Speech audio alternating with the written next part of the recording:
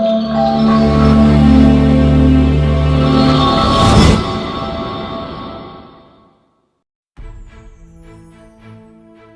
बच्चों, welcome to our channel जिसका नाम है गोपाल शर्मा क्लासेस। बच्चों, आज से एक नई सीरीज स्टार्ट होगी जो कि है हिस्ट्री क्लास 12 से।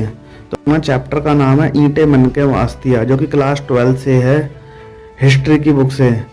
हड़प्पा सभ्यता का टॉपिक चलेगा। एक ऐसी सभ्यता जो सिंधु नदी के किनारे बसी, उसके बारे में बात करेंगे। बच्चों, एग्जाम के पॉइंट ऑफ व्यू से जितने भी इंपॉर्टेंट क्वेश्चन होंगे सभी को इस चैप्टर में कवर किया जाएगा। और याद रखना बच्चों, इस टॉपिक के अंदर हमने टॉप 100 क्वेश्चन ऐसे निकाले हैं, इनसे बाहर सीबीएसई में बिल्कुल भी नहीं आएगा।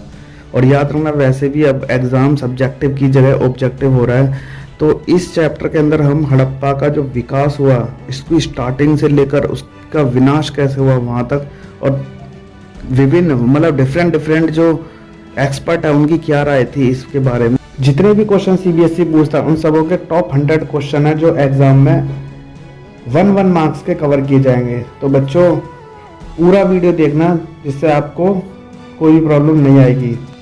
तो स्टार्ट करते हैं इस सीरीज को ज़्यादा ना टाइम वेस्ट करते हुए। नमस्कार बच्चों, मेरा नाम है गोपाल और आप देख रहे हैं Gopal Sharma classes. Let start.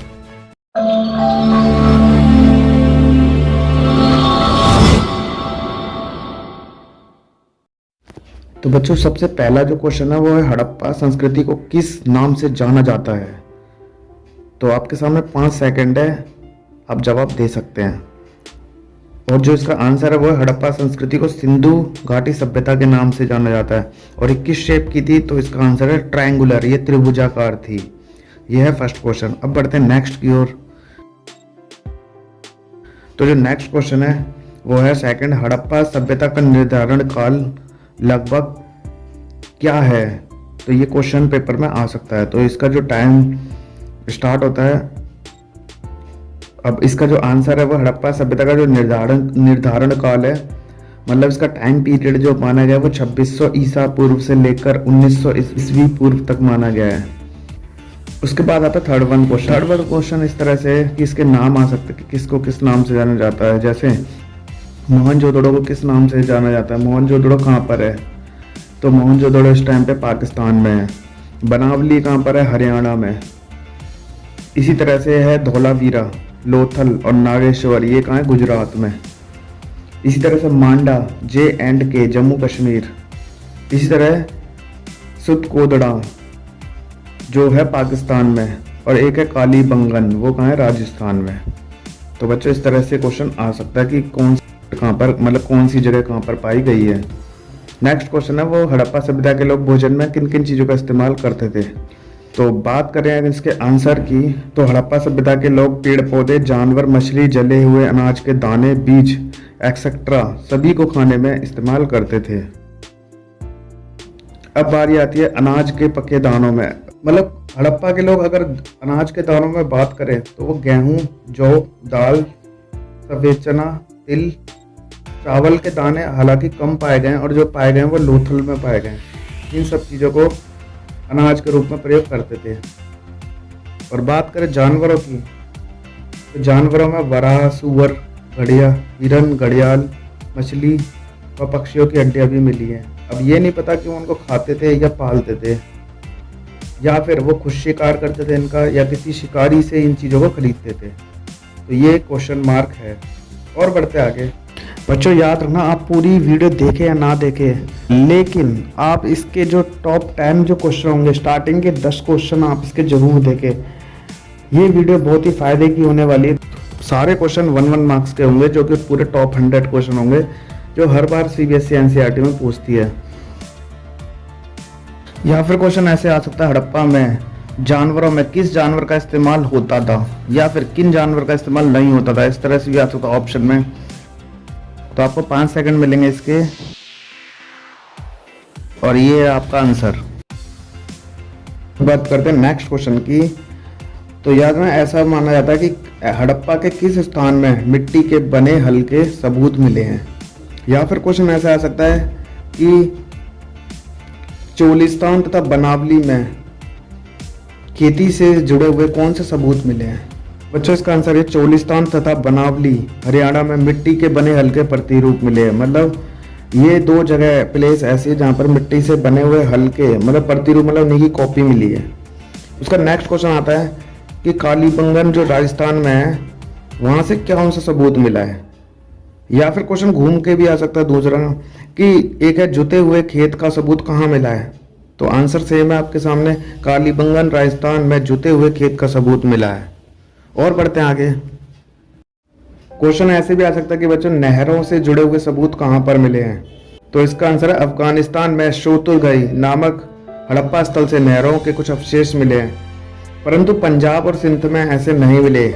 ऐसा माना जाता है क्या पता उन गड्ढों के अंदर पहले से ही गाद भर गई हो, मतलब मिट्टी की जो गाद होती है वो भर गई, उससे वो नहरें बंद हो गई होंगी। लेकिन अफगानिस्तान में शोतुरगई नामक स्थल ऐसा जहाँ पर नहरों के अवशेष मिले हैं। और बढ़ते हैं आगे। नेक्स्ट क्वेश्चन जो आता है वो है हड़प्पा के किस स्थानों पर जल का प्रयोग जलाशयों का प्रयोग जल संचयन के लिए किया जाता था। तो इसका आंसर है धौलावीरा गुजरात। ऐसे स्थान है हड़प्पा के स्थल जहां पर जलाशयों का प्रयोग जल संचयन मतलब पानी को इकट्ठा करने के लिए किया जाता था। नेक्स्ट क्वेश्चन, भोजन को पीसने के लिए जिस पत्थर का इस्तेमाल किया जाता था वो कौन सा पत्थर था। तो इसका जो आंसर है भोजन को पीसने के लिए रसोई घर में एक पत्थर था जिसे सिलबट्टे के रूप में यूज किया जाता था, जिसका काम होता था जड़ी बूटी को पीसना, मसाले को पीसना, कूटना। तो उस पत्थर का नाम है सालन पत्थर। सालन पत्थर का प्रयोग किया जाता था। सालन पत्थर का प्रयोग किया जाता था। और बढ़ते हैं नेक्स्ट क्वेश्चन की ओर। हड़प्पा में स्थित कौन सा जो स्थल है पुरास्थल जो कि सबसे ज्यादा प्रसिद्ध है। तो इसका आंसर है मोहनजोदड़ो। मोहनजोदड़ो हड़प्पा में स्थित सबसे प्रसिद्ध पुराना स्थल है। मतलब अगर बात करें तो मोहनजोदड़ो है जो सबसे प्रसिद्ध हुआ, लेकिन जो सबसे पुराना स्थल है वो हड़प्पा माना गया है। और बढ़ते आगे। नेक्स्ट क्वेश्चन, हड़प्पा सभ्यता किस तरह की सभ्यता थी, ग्रामीण या शहरी। हड़प्पा सभ्यता किस तरह की सभ्यता थी, ग्रामीण या शहरी। तो इसका आंसर है हड़प्पा सभ्यता शहरी केंद्रों के विकास का सबसे अनूठा पहलू है। मतलब वो सारी सभ्यता शहरी बेस पर थी। जो ऐसा माना गया कि जो आज जो टेक्निक हम यूज करते हैं वो बहुत पहले इन्वेंट हो गई थी और वो हड़प्पा सभ्यता के लोग उसी मेथड को यूज किया करते थे। और बढ़ते आगे। बच्चों आज हम जो जिंदगी जी रहे हैं, जो लाइफ जी रहे हैं, जो लाइफ स्टाइल जीते हैं वो बहुत ही ज़्यादा मॉडर्न है। मतलब सब चीज़ की फैसिलिटी है हमारे पास। लेकिन क्या आप जानते हैं कि जो भारत की सबसे पहली सभ्यता थी जिसे हड़प्पा सभ्यता के नाम से जाना जाता है, उस टाइम के लोग किस तरह से अपना जीवन जीते थे। तो याद ना, इस चैप्टर के अंदर हम बात करेंगे एक ऐसी सभ्यता के बारे में जो भारत की सबसे प्राचीन सभ्यता है। जो भारत जो पहले विभाजित नहीं था, मतलब इसके अंदर इंडिया और पाकिस्तान दोनों के बीच की बात की गई है। जो नेक्स्ट क्वेश्चन जो आ सकता है वो ये हड़प्पा में जो बस्ती है उनको कितने भागों में बांटा गया था, या फिर उनका नाम बताओ। तो जो इसका आंसर है वो है हड़प्पा में बस्ती को दो भागों में बांटा गया था। हड़प्पा में बस्ती को दो भागों में बांटा गया था, जो था दुर्ग और निचला शहर। नेक्स्ट क्वेश्चन बढ़ते हैं। नेक्स्ट क्वेश्चन जो आएगा वो ऐसे आ सकता है कि दुर्ग के बारे में विशेषता बताइए। तो दुर्ग के बारे में शॉर्ट में विशेषता ये कि इसे कच्ची ईंटों से अधिक ऊंचाई पर चबूतरे पर बनाया गया था। दोबारा समझिए, दुर्ग को कच्ची ईंटों से अधिक ऊंचाई पर और चबूतरे पर बनाया गया था, लेकिन यह आकार में छोटा था।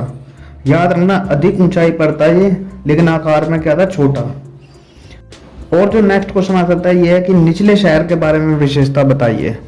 तो निचले शहर के बारे में बताते हैं। निचले शहर को भी कच्ची ईंटों के चबूतरे से बनाया गया था, लेकिन यह साइज में बड़ा था।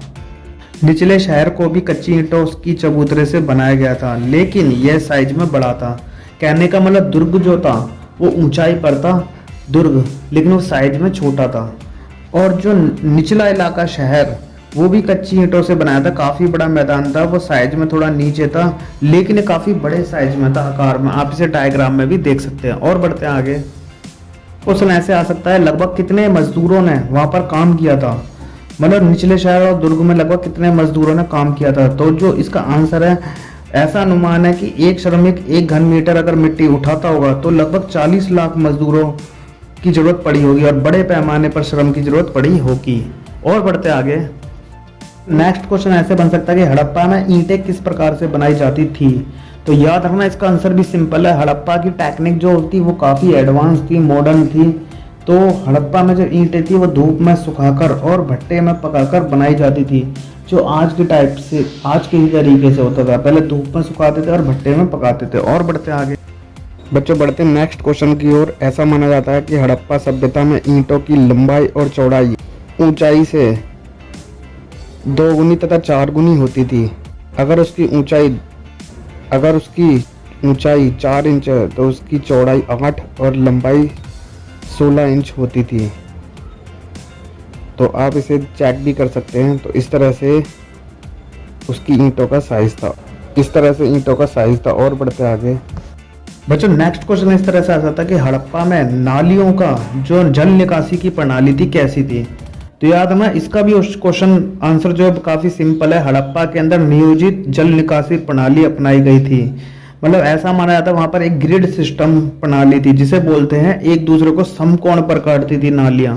कहने का मतलब जो आज के जमाने में जो पैटर्न है नालियों का, जो राइट एंगल पे काटते समकोण, उसी पैटर्न पे उस टाइम पे भी नालियां हुआ करती थी। नालियां काफी चौड़ी हुआ करती थी, घर से समीप सटी रहती थी। और बाकी सब जो डिटेल है वो आप बुक से भी पढ़कर देख सकते हैं। और बढ़ते हैं आगे बच्चों, नेक्स्ट क्वेश्चन जो है वो ऐसा आ सकता है कि मोहनजोदड़ो में घर किस तरह से बनाए जाते थे। तो ऐसे बोलते हैं सबों घरों का लगभग घरों में एक आंगन होता था और उसके चारों ओर कमरे होते थे। और बढ़ते हैं नेक्स्ट क्वेश्चन, घर के अंदर की क्या विशेषता थी। तो बच्चों, घर के अंदर की एक मेन विशेषता ये थी कि घर के मुख्य द्वार से सीधा अंदर नहीं देख सकते थे। मतलब घर के फ्रंट में ही सामने एक पहले दीवार होती थी, जिससे घर के अंदर कोई भी ना झांक पाए। और सबसे बड़ी बात, उस पूरे घर में कहीं पर भी खिड़कियां नहीं होती थी।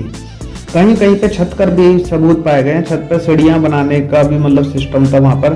कहने का मतलब कितनी एडवांस थी आप सोच सकते हो। और ये आज से 5000 साल लगभग पुरानी सभ्यता है, क्योंकि 2021 अभी चल ही रहा है। और आप इसे मान सकते हो ये कितने पे 2600 ईस्वी पूर्व, मतलब 2000 इधर और आप 2500 साल रखो पहले, तो लगभग 4500-5000 लगभग साल पुरानी ये सभ्यता होगी। तो सोचो कितनी एडवांस होगी। और बढ़ते आगे, एक क्वेश्चन नेक्स्ट ऐसा आ सकता है कि बताओ मोहनजोदड़ो में कुओं की संख्या कितनी थी। तो बच्चों, इसका सिंपल सा आंसर है मोहनजोदड़ो में कुओं की कुल संख्या जो पाए गए हैं वो 700 है। वैसे तो ज्यादा भी हो सकती है, कम, लेकिन जो पाए गए एक्चुअल में वो 700 है। और बढ़ते आगे, एक और प्रणाली है जल निकासी प्रणाली की, जो सबसे बेस्ट विशेषता है कि ऐसा माना जाता है कि जल निकासी प्रणाली केवल बड़े शहरों तक ही सीमित नहीं थी, बल्कि छोटी छोटी बस्तियों में भी यही सिस्टम था। नालियों का सिस्टम काफी अच्छा था वहां पर। और बढ़ते आगे नेक्स्ट। तो बच्चों, इस तरह से ये पार्ट यहीं पर ही खत्म होता है। इसका ये फर्स्ट पार्ट है हड़प्पा सभ्यता की कहानी। बच्चों याद रखना, इसका जो सेकंड पार्ट होगा जो बहुत ही इंटरेस्टेड होगा। इस चैप्टर को हमने बेसिकली पार्ट्स में डिवाइड कर दिया है, क्योंकि एक साथ करेंगे तो इसकी वीडियो थोड़ी लंबी हो जाएगी। तो बच्चों, अगर आपको ये वीडियो अच्छा लगे तो आप इसे लाइक भी कर सकते हैं और अपने दोस्तों के साथ शेयर भी कर सकते हैं। बच्चों, इसका नेक्स्ट पार्ट तब आएगा जब ये आपका रिस्पॉन्स देखा जाएगा। अगर आपको ये वीडियो अच्छा लगे तो अगर आपको कोई भी डाउट होगा तो आप इसे कमेंट सेक्शन में मेंशन कर सकते हैं, जिससे आपके आगे की प्रॉब्लम सॉल्व हो जाएगी। और अगर आपको ये वीडियो अच्छा लगे तो आप इसे कमेंट बॉक्स में बताइए जल्दी से जल्दी, जिससे आगे की नेक्स्ट वीडियो भी जल्दी रिलीज की जाए। तो मिलते हैं नेक्स्ट वीडियो के साथ, जो कि बहुत ही जल्दी आएगी। टिल देन हंसते रहिए और मुस्कुराते रहिए, देखते रहिए Gopal Sharma classes. Good bye.